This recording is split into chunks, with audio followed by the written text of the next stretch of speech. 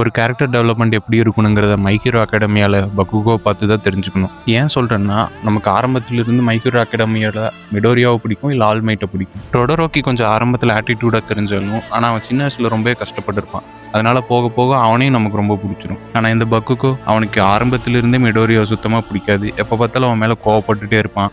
அவன் ஒரு உதவாக்கிறேன், அவன் எதுக்குமே உதவாது அப்படின்னு சொல்லி அவனை திட்டிகிட்டே இருப்பான். பக்குகோவோட கேரக்டர் ஆரம்பத்திலேருந்தே எல்லாத்து மேலேயுமே அவன் கோவப்படுவான், எல்லாத்துக்கும் கோவப்படுவான், யாரு கூட ஒத்து போக மாட்டான், எல்லாத்துக்கும் சண்டை போடுவான், முன் கோபக்காரனாக இருப்பான். இந்த மாதிரி தான் அவன் கேரக்டர் இருக்கும். ஆனால் போக போக தான் தெரியும் பக்குகோ ஏன் இப்படி பிஹேவ் பண்ணுறான் அப்படின்னு. அவனோட ஒரே ஆசை அவனோட ஹீரோ ஆல்மைட் மாதிரி அவன் ஆகணும், அவன் எல்லாத்தோடையும் பெஸ்ட்டாக இருக்கணும், அவன் நம்பர் 1 ஹீரோவாக ஆகணும் அப்படிங்கிறது அவனோட ஆசை. இந்த பக்குகோவோட கேரக்டர் டெவலப்மெண்ட் எந்த அளவுக்கு சேஞ்ச் ஆகுங்கிறது நமக்கு அந்த ஃபைனல் சீசனில் தான் தெரியும். ஃபைனல் சீசனில் வந்து ஷிகராக்கி கூட சண்டை போட்டு பக்குகோ ரொம்பவே மோசமாக அடிபட்டு கிடப்பான். அதுக்கப்புறம் ஷிகராக்கியை கஷ்டப்பட்டு மிடோரியோ ஒரு பக்கம் சமாளிச்சுட்டு இருப்பான். இன்னொரு பக்கம் ஆல்ஃபார் 1 வந்து ஆல்மைட்டை ரொம்பவே மோசமாக அடிச்சுட்டு இருப்பான். ஆல்மோஸ்ட் கிட்டத்தட்ட ஆல்மைட்டை கொல்ற லெவலுக்கு போயிடுவான். மக்கள் எல்லாருமே இந்த சண்டையை டிவியில் பார்த்துட்டு இருப்பாங்க லைவாக.